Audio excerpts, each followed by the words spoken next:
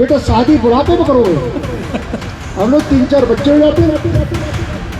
लड़की हम तुम्हें जब बिहार से ले आ रहे हैं, बिहार में 20-25 हजार रुपये मिल जाती है।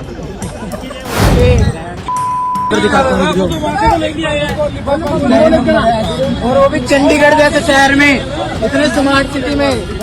ये बाहर से तो लेके आया, लेने किसको जा रहा था? अरे उसी ने अपने पास बुलाया, वो एक काम करने जा रहा था। बड़े बड़े जय गौ। Really? Man just tried to straight up scam me to get a tuk-tuk to go to some faraway office because my ticket is not a real ticket. I hate Delhi stations. दोस्तों, आज मैं देश की बात नहीं करूंगा, मैं एक ऐसे राज्य की बात करूंगा जहां सबसे गंदा और घिनौना काम हुआ। आरोप बीजेपी के नेता के एक बेटे पर लगा, जेल की सलाखों के पीछे। और हाल ही में ऑडियो वीडियो जो जारी हुआ उसमें यह पता लगा कि अंकिता भंडारी हत्याकांड में दुष्यंत गौतम जो मोदी जी के लाडले, उनका भी नाम आ रहा है। ऐसे में वहीं उसी सरकार के मंत्री के पति की हरकतें दिखाऊंगा आज आपको। वो महिलाओं के दाम लगाते हैं। जी हां, भारतीय जनता पार्टी के एक नेता जो उत्तराखंड सरकार में मंत्री हैं, उनके पतिदेव महिलाओं का दाम लगा रहे हैं। और किसके लिए? बिहार की। अब जरा जवाब दे पाओगे? इसी सम्मान के लिए क्या पैसे डाले गए थे? और क्या उस कैबिनेट मंत्री पर उनके घर कार्रवाई होगी? यही नहीं, आपको और भी खबर दिखाऊंगा कि अंकिता भंडारी हत्याकांड में जिन्होंने ऑडियो वीडियो जारी किया था जिसमें दुष्यंत गौतम का नाम था, अब वो मिल नहीं रही। पुलिस उनके घर पर नोटिस चस्पा कर रही कि हम तो चाहते हैं अपना बयान दर्ज कराएं। लेकिन उनका थोड़े दिन पहले भी वीडियो आया था जिसमें वो डरी हुई थी, घबराई हुई थी। तो वहीं बीजेपी में तनातन इस्तीफे भी कर रहे हैं अंकिता भंडारी हत्याकांड को लेकर।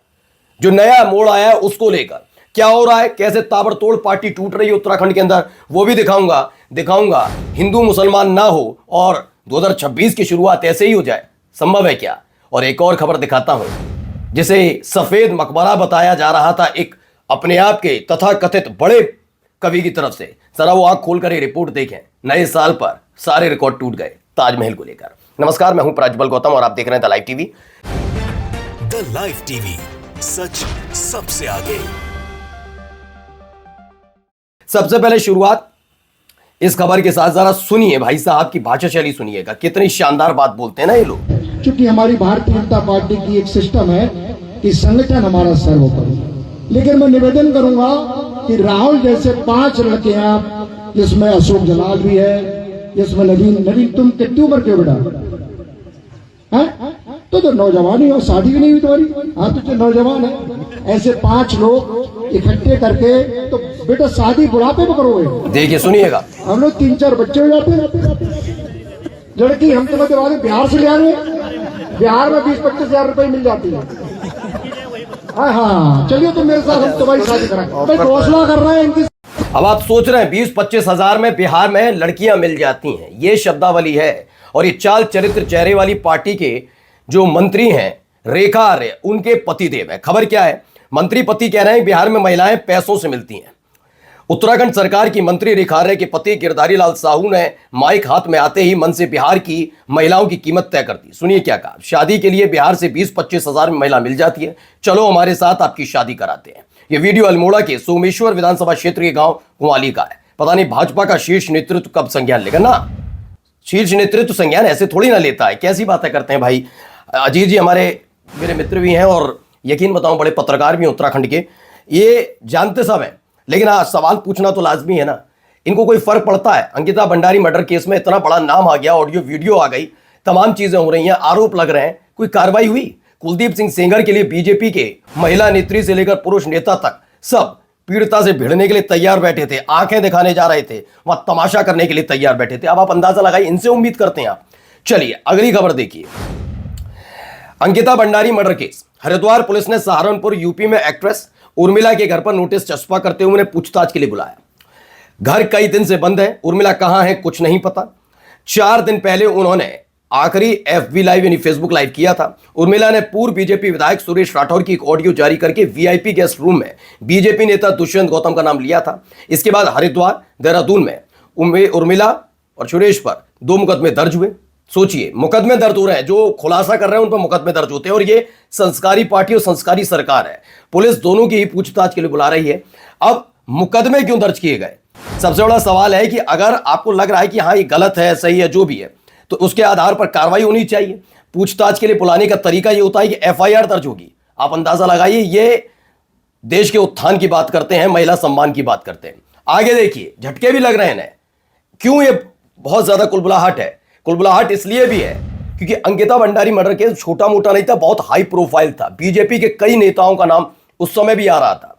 कहा जा रहा था ये वहां जाकर रिजॉर्ट में मौज मस्ती किया करते थे। अब क्या करते थे मुझे बताने की जरूरत नहीं, उस समय भी इस पूरे मामले की लीपापोती हुई। लेकिन अब देखिए हालत क्या है कि यहां पर जिन्होंने खुलासा किया उन पर ही केस दर्ज होते हैं, ठीक है, उन्हीं पर केस दर्ज होते हैं। और जो आरोपी अभी तक उससे पूछताछ की जहमत उठाई कि आप कहां थे, क्या कर रहे थे, कौन कौन कॉल डिटेल निकाला नहीं निकाली जानी चाहिए क्या? लेकिन नहीं, हम कहेंगे पहले पूछताछ होगी कि आपने नाम लिया कैसे है, नाम लिया कैसे। वाह, आइए अगली देखिए खबर।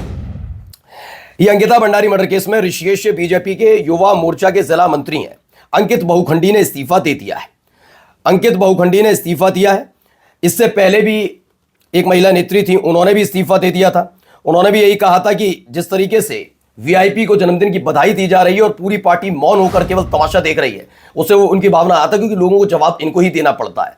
बड़े बड़े दुष्यंत गौतम जैसे बड़े बड़े नेताओं को जल्दी कांटेक्ट नहीं हो पाता जनता से, ये लोग जाते हैं मिलने। अंकित ने लिखा जिस तरीके से इस केस में वीआईपी लोगों का नाम आ रहा है और मेरी पार्टी के लोग तमाशा देख रहे हैं, देखकर मुझे शर्म आ रही है। बीजेपी से अब तक कई इस्तीफे हो चुके हैं और ये इस्तीफे लगातार अब भी जारी हैं। ये लगातार यहां पर हो रहा है, एक के बाद एक इस्तीफे वहां पर गिर रहे हैं। आइए अगली खबर भी आपको दिखाई देता हूं, इससे अलग है। यहां पर थोड़ा मेरे को हम केयरिंग होकर दिखाएंगे क्योंकि हम मारपीट की जा रही है, तमाम चीजें इसलिए।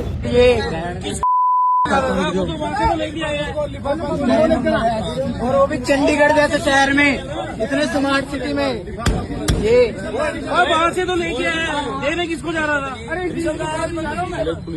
उसी ने अपने पास बुलाया, काम करने जा रहा था। बड़े बड़े जय गौ की बातें करते हैं, उसको देने आए थे। मैं वहीं जा रहा था, उसके पास ही जा रहा था। जहाँ जा रहा तुम्हारी सारी ना तुम्हारी लेके जा रहे थे। सोचिए, मारपीट तमाशा यही लगातार जारी है। कहां की खबर है? चंडीगढ़ सेक्टर 25 में 12 दिसंबर को गौरक्षा दल के गौरक्षकों ने एक मुस्लिम ऑटो ड्राइवर पर गाय का मांस ले जाने का आरोप लगाया।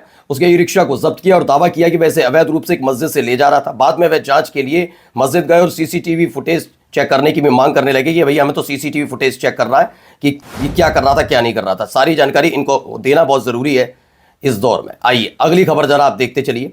एक और है, ये बहुत जरूरी खबर है क्योंकि हाल ही में ताजमहल को लेकर तमाम तरह के दावे थे, बहुत सारी चीजें थी, ठीक है। जरा देखिए खबर क्या है। न्यूज़ 24, नए साल के पहले दिन 65,000 पर्यटकों ने देखा ताजमहल। कितने? 65,000 पर्यटकों ने ताजमहल को निहारा है और इसमें देशी विदेशी सारे हैं। अब आप अंदाजा लगाइए, सारे रिकॉर्ड जब टूटते हैं इसीलिए पेट में मरोड़ उठती है क्या? ये बार बार इसीलिए कहा जाता है क्या कि भाई आप अंदाजा लगाइए, ये सफेद मकबरा है, ये है हमारे धर्म के खिलाफ है, ये तो तेजो महल है। जरा देख लीजिए, ये हालात बनते हुए नजर आते हैं, इसीलिए पेट में मरोड़ है। और जाते जाते जरा दिल्ली वालों के लिए एक खबर भी है, जरा देखिए क्या बता रही है खबर में, सुनिए। Clearly, man just tried to straight up scam me to get a tuk-tuk to go to some faraway office because my ticket is not a real ticket.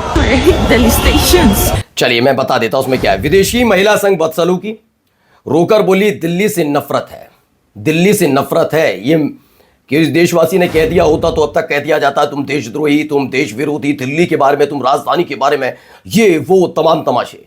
Delhi में महिला विदेशी महिला के साथ बदसलूकी की जाती है, कम से कम इस पर तो थोड़ी शर्म आनी चाहिए, थोड़ी सी सही। नमस्कार। द लाइव टीवी, सच सबसे आगे।